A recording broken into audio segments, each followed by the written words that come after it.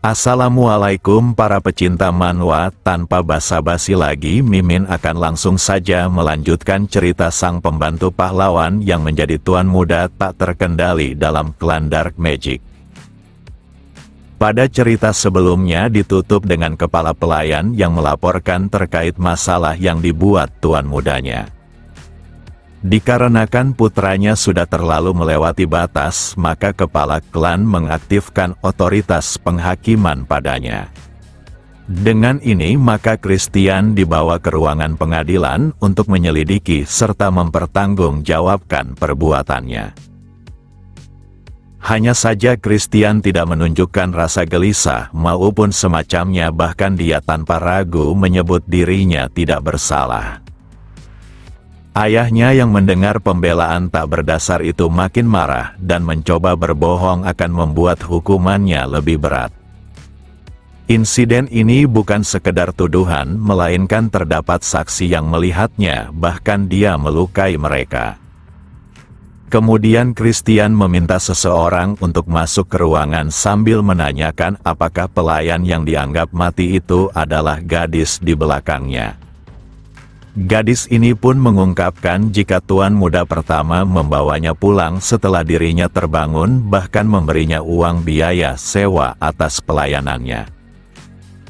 Gadis itu juga tak segan memberitahu kepada semua orang jika kedua orang itulah yang jahat dengan memasukkan obat-obatan ke dalam minuman tuan mudanya dan mengancam akan menghabisinya jika dia mengatakannya. Dikarenakan situasinya sudah seperti ini, maka Christian akan memainkan dua bidak yang telah ditanamkan sihir untuk berkata jujur. Kedua orang ini pun mengungkapkan jika mereka telah memberikan laporan palsu karena disuruh oleh kepala pelayan Soksa demi menuduh tuan mudanya. Seketika kepala pelayan sangat panik dan membela diri jika tuan mudanya serta teman-temannya mencoba menuduhnya.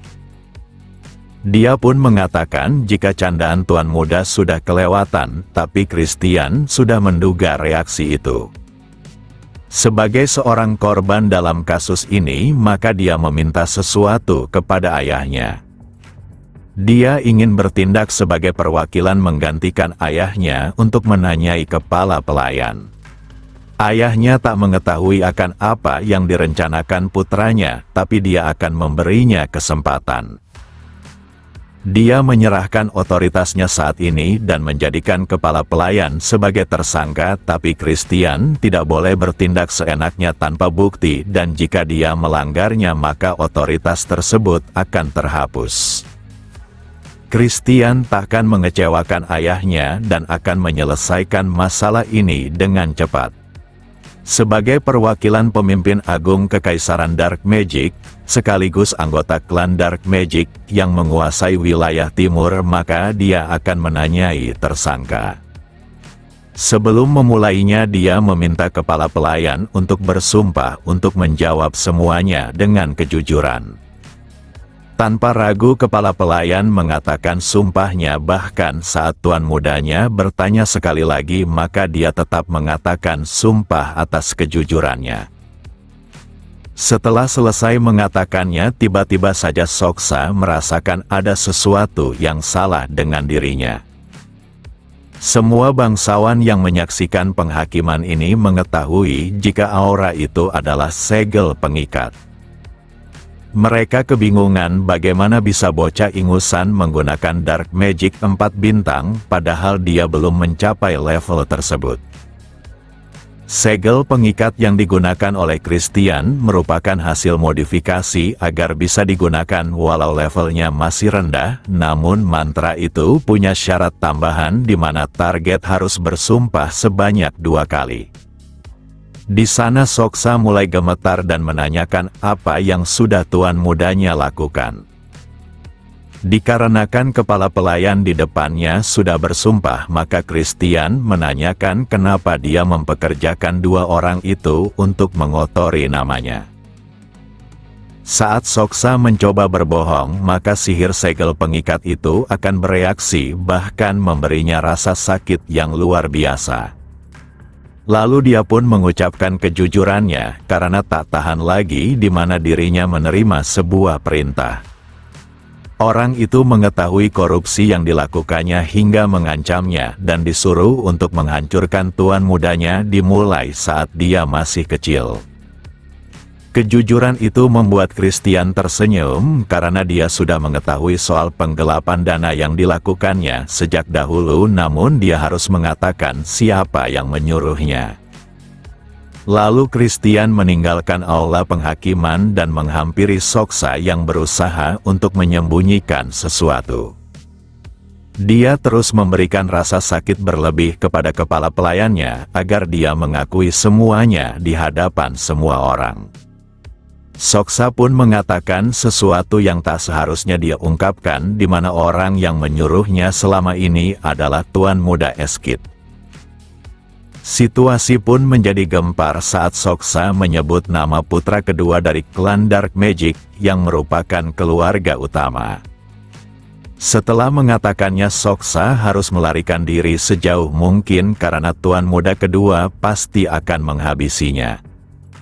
Akan tetapi Soksa terlalu meremehkan Tuan Muda yang dilayaninya selama ini karena ancaman sesungguhnya berada tepat di depannya. Christian menunjukkan jika dia adalah Tuan Muda berhati dingin yang takkan segan menghabisi musuhnya. Dengan otoritas yang dipinjamkan oleh sang adipati, maka dia telah menghakimi sang pendosa. Ayahnya yang melihat tindakan itu seketika menanyakan alasan kenapa dia melakukan eksekusi secepat itu, dan Christian menjawab jika dia membiarkan pengkhianat hidup lebih lama maka keluarga utama akan ikut campur dan menutupi insiden ini. Dia takkan membiarkan siapapun lolos saat pengkhianatan mereka terungkap demi menjaga kehormatan klannya. Selain itu, dia juga berniat untuk memastikan agar semua orang di sini mengingatkan kebenarannya. Di mana putra kedua dari keluarga utama selama ini berusaha untuk menyabotase dirinya. Dikarenakan masalah ini telah selesai, maka ayahnya menggunakan sihirnya untuk membuka portal dan meminta Christian ikut dengannya. Tempat ini adalah ruang latihan rahasia dan hanya segelintir orang yang mengetahuinya, bahkan Christian sendiri tak termasuk. Tempat ini juga cocok untuk menghindari mata yang memandang, dan dia dapat melihat jika putranya seakan berpikiran jika Eskid akan menyebabkan banyak masalah baginya di masa depan. Kekuatan dan otoritas keluarga terikat langsung dengan pewaris yang mereka dukung. Walau keputusan Christian sudah benar, tapi dia terlalu terburu-buru dalam bertindak. Sebagai keluarga cabang, maka ayahnya harus memilih kepada siapa mereka berpihak di antara para keturunan keluarga utama. Namun Christian memiliki saran yang lebih baik, di mana dirinya lah yang akan menjadi pewaris klan Dark Magic secara menyeluruh. Walau ayahnya mengatakan hal itu adalah omong kosong, tetapi Christian yakin keluarga cabang bisa menjadi pewaris jika mereka memiliki kemampuan yang dibutuhkan. Kini Khazar mengerti kenapa Eskid berusaha menyabotase putranya, karena Christian lebih berbakat saat masih kecil, tetapi sekarang dia telah tertinggal cukup jauh. Meski ayahnya mengatakan hal itu, Christian masih bisa mengejarnya dengan cepat dan hanya membutuhkan beberapa bantuan orang dewasa seperti ayahnya. Dia ingin agar ayahnya menggunakan kekuasaannya untuk merekomendasikannya berpartisipasi dalam ritual kegelapan sakral yang akan diadakan 2 bulan dari sekarang.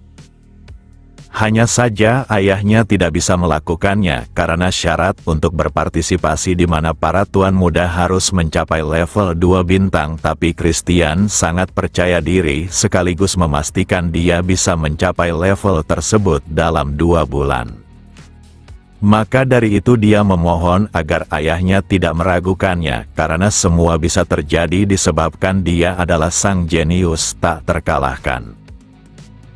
Beberapa hari setelah insiden itu, rumor mulai menyebar, bahkan para pelayan membicarakan terkait sang kepala klan yang melatih tuan muda pertama mereka secara langsung. Sementara itu di ruang pelatihan rahasia di sana Christian terus berlatih ilmu berpedang yang diajarkan oleh ayahnya. Dia menggunakan dua teknik pedang untuk memotong targetnya secara efisien setelah mengamatinya. Ayahnya cukup takjub padahal dia baru saja mulai mengajarinya teknik sabit hitam, tapi putranya sudah memahaminya. Lalu ayahnya dibuat terkejut saat Christian mengatakan jika dia memisahkan teknik pedang yang diajarkannya. Walau teknik itu sudah bagus, tapi dirinya merasa ada metode yang lebih efisien. Dengan ini maka satu kali tebasan maka dia bisa menumbangkan targetnya dengan mudah. Lengan monster jamur cukup keras jadi dia membutuhkan teknik yang kuat berbanding terbalik dengan tubuh monster jamur sehingga pemisahan teknik sesuai fungsinya adalah yang terbaik. Dengan menggunakan teknik sederhana maka dia bisa membuatnya lebih kuat dengan menyelimutinya menggunakan energi teknik pedang sabit hitam. Ayahnya sangat terkejut, tapi dia mencoba menyembunyikannya karena menganggap level 1 bintang seharusnya tak bisa melakukan hal tersebut, tapi tubuh putranya pasti terbebani. Namun siapa sangka Christian merasa cara ini sangatlah mudah, bahkan dia melakukannya seperti bernapas. Untuk kedua kalinya ayahnya mencoba menahan rasa terkejutnya karena putranya terdengar seperti manusia yang bisa mengendalikan energi dark magic sesukanya. 15 hari kemudian, Christian terlihat terkapar di lapangan. Dia merasa berlari sangatlah sulit dengan tubuh ini dibandingkan mempelajari berbagai macam teknik pedang dan mantra sihir. Di saat yang sama Melin datang dan mengingatkan jika duel mereka tidak lama lagi, bahkan tak sabar menantikannya. Dengan wajah lesu Christian menegaskan jika dia akan melakukan yang terbaik untuk memenuhi ekspektasinya. Saat ini dia berjuang untuk berada di level 2 bintang dan dia harus bisa mencapainya. Saat ini Melin berada di level bintang 4 dan hal itu sudah tergolong hebat ditambah dengan kemampuan bertarungnya. Akan tetapi dirinya adalah sang jenius yang pasti bisa meningkatkan levelnya dalam waktu cepat. Tanpa membuang waktunya lagi, Christian pun bersiap untuk pergi ke suatu tempat setelah Mary menyiapkan tasnya. Mary telah bersiap, bahkan dia sudah berdandan secantik mungkin untuk menemani tuan mudanya. Hanya saja Christian tidak pernah mengatakan jika dia ingin membawa Mary ikut dengannya. Dia benar-benar tak mengerti kenapa hantu gentayangan menjadi pelayannya. Dirinya juga sudah mengatakan untuk mengganti pelayannya dengan membutuhkan seorang manusia saja, namun ayahnya tidak bisa melakukan apapun. Makhluk seperti Mary diatur oleh kontrak dan yang melakukannya sendiri adalah Christian saat dirinya sedang mabuk. Dengan itu dia tidak mengetahui kontrak macam apa yang sudah dibuatnya dan bagaimana caranya dia membatalkan kontrak tersebut. Lalu dia memberitahu jika Mary tidak bisa ikut dengannya karena dia sedang menuju ke tempat ramai. Akan tetapi dia malah memperlihatkan wajahnya yang sangat menyedihkan dan dia sudah terkurung selama puluhan tahun di kastil ini tanpa melihat dunia luar. Karena Christian masih memiliki hati nurani, maka dia mengizinkannya dengan syarat agar Mary tidak sembarang muncul di hadapan orang lain. Raut wajahnya seketika berubah dengan penuh semangat untuk mengikuti tuannya. Tapi dia penasaran kemana tuannya akan pergi dan Christian menjawab jika dia hanya menuju ke tempat yang bisa memberinya keuntungan. Lalu Mary mengeluarkan uang yang dibawanya dan tak mengerti kenapa tuannya masih ingin mencari uang padahal dia sudah sangat kaya. Bagi Christian keuntungan bukan hanya tentang uang, tapi tentang sesuatu yang lainnya. Saat ingin naik kereta, siapa sangka adiknya malah ada di sana, bahkan mengatainya terlambat. Teran berada di sini untuk mengawasinya kalau kakaknya bertingkah tak terkendali lagi seperti sebelumnya dan merusak kehormatan keluarganya. Tanpa pikir panjang, Christian mengatakan jika dia hanya keluar untuk berjudi. Mereka berasal dari kekaisaran dark magic dan berjudi maupun menikmati alkohol bukanlah hal yang tabu, tak seperti daratan cahaya suci tempat para pahlawan berada. Dikarenakan adiknya terus mendesak untuk ikut, maka Christian menduga jika Teran hanya mengkhawatirkan kakaknya. Walau di masa lalu dirimu hidup di tanah suci, tetapi dia juga memiliki kemampuan untuk berjudi dan akan memanfaatkan hal ini untuk membuat adiknya tunduk. Beberapa saat kemudian mereka sudah sampai di sebuah tempat yang begitu megah. Teran tak pernah tahu adanya bangunan perjudian yang semewah ini di wilayah kekuasaan ayahnya. Lalu Christian meminta adiknya tidak bersikap kampungan dan segera memakai topeng untuk menutupi identitasnya. Dia juga tak lupa memperingatkan Mary sembunyi agar tak terlihat dan hanya perlu melakukan perintahnya. Mary pun mengerti dan dia akan segera pergi untuk melaksanakan tugasnya, dan Teran penasaran kemana Mary akan pergi, namun kakaknya memintanya tidak khawatir dan sebaiknya mereka cepat masuk. Setelah berada di dalam, orang-orang mulai memperhatikan mereka berdua. Mereka melihatnya sebagai mangsa yang terlahir sebagai pengecut, tapi malah memasuki kandang singa. Sebelum memulai, Christian ingin bertaruh jika adiknya menghasilkan uang lebih banyak dalam batas waktu 1 jam, maka dia akan memanggilnya kakak selama sebulan. Akan tetapi jika dia kalah, maka Teran harus memanggilnya sang kaisar terhormat yang mulia. Disebabkan tak ingin dianggap takut maupun pengecut, maka Teran akan menerima taruhannya, bahkan dia ingin memulai perjudian lebih dahulu. Beberapa saat kemudian orang-orang mulai memuji anak muda di sampingnya karena telah menang, dan jika dia bermain dengan taruhan lebih banyak, maka dia pasti mengubah nasibnya. Christian hanya tertawa dengan mengatakan jika hari ini dirinya memiliki keberuntungan yang bagus. Meski begitu, dia paham jika orang-orang hanya membiarkannya menang dengan nominal taruhan yang sewajarnya.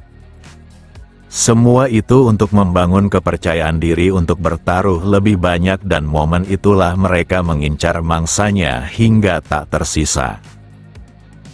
Cara kerja ini terlalu klasik dan dia takkan masuk ke dalam perangkap.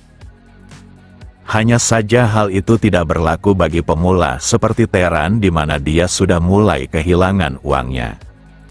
Walau begitu, Christian tidak datang untuk menang dalam perjudian dan dia pun meminta adiknya untuk pulang saja. Mereka berdua telah kehilangan uang, tapi jumlah atas kekalahan Teran cukup besar. Orang-orang pun mulai memperhatikan mereka dan berbisik satu sama lain. Sesuai rencana Christian, kini orang-orang sudah menandai adiknya sebagai target yang harus dilahap, dan seorang penipu pasti akan segera mencoba menariknya. Sifat kekanak-kanakan Teran yang selama ini tak melihat dunia luar akan dimanfaatkan olehnya sebagai umpan. Seperti dugaannya, orang itu mulai mendekati adiknya, bahkan bermain bersama hingga mengalahkannya. Di saat yang sama, Mary telah kembali dan menginformasikan jika dia sudah menemukan orang yang dicari tuannya. Tanpa pikir panjang lagi, dia pun menuju ke tempat itu hingga mengejutkan para penjaga di sana. Tempat ini harusnya tidak dapat dimasuki sembarang orang dan tidak ada yang berani menerobos begitu saja. Untuk menghindari konflik yang tak diperlukan, maka Christian memperlihatkan wajahnya dan menyuruh penjaga itu untuk memanggil bos mereka. Orang ini adalah Rantel sekaligus master serikat dagang, dan dia tak menyangka tuan mudanya akan mengunjunginya. Hanya saja Christian tak datang untuk basa-basi dan dia ingin bicara secara pribadi dengannya. Walau Rantel dikenal sebagai master dagang, tapi dia juga sebenarnya adalah bos kasino tempat perjudian dan Christian menegaskan jika dia telah berani menipu adik kesayangannya. Hal itu mengejutkan Rantel dan mulai berpikiran jika bocah yang mengenakan topeng harimau adalah Tuan Muda Teran. Rantel pun berusaha menjelaskan jika yang dilakukan anak buahnya tidak ada kaitan dengannya dan mereka juga tidak mengetahui jika bocah itu adalah tuan muda dari wilayah ini. Lalu Mary menunjukkan sosoknya yang mengerikan dan dia kapan saja bisa melahap mereka semua. Intimidasi itu membuat Rantel sangat ketakutan ditambah rumor yang mengatakan jika Christian bukanlah si tak berguna lagi, bahkan dia takkan segan menghabisi orang yang dianggapnya musuh. Kemudian Christian memanfaatkan kesempatan ini untuk mendapatkan uang dalam jumlah besar, namun Rantel sangat terkejut akan nominal fantastis tersebut. Dia pun menurunkan jumlah uang yang dimintanya dengan satu syarat, agar Rantel memberinya suatu benda yang diinginkannya. Setelah mendapatkan uang itu maka Christian menggunakannya untuk membeli perlengkapan tempur dengan harga fantastis karena menurutnya harta rampasan lebih menyenangkan. Mary sangat mengagumi kelicikan tuan mudanya, bahkan mampu merencanakan semuanya dengan memanfaatkan adiknya yang tiba-tiba saja ingin ikut dengannya. Namun semua itu bukanlah bagian terbaik, karena salah satu tujuan utamanya adalah pedang yang baru didapatkannya. Pedang hitam yang tampak tidak layak ini adalah pedang suci dalam legenda yang memiliki energi cahaya paling murni. Pedang suci itu konon didapatkan oleh para pahlawan terdahulu dengan menawarkan jiwanya sendiri, dan senjata ini merupakan sesuatu yang diinginkan oleh orang di Kekaisaran Dark Magic karena dianggap senjata yang mematikan untuk ras manusia seperti mereka yang memiliki darah iblis. Tapi sekarang pedang itu berkarat dan tak berharga sama sekali, bahkan hanya digunakan sebagai pajangan.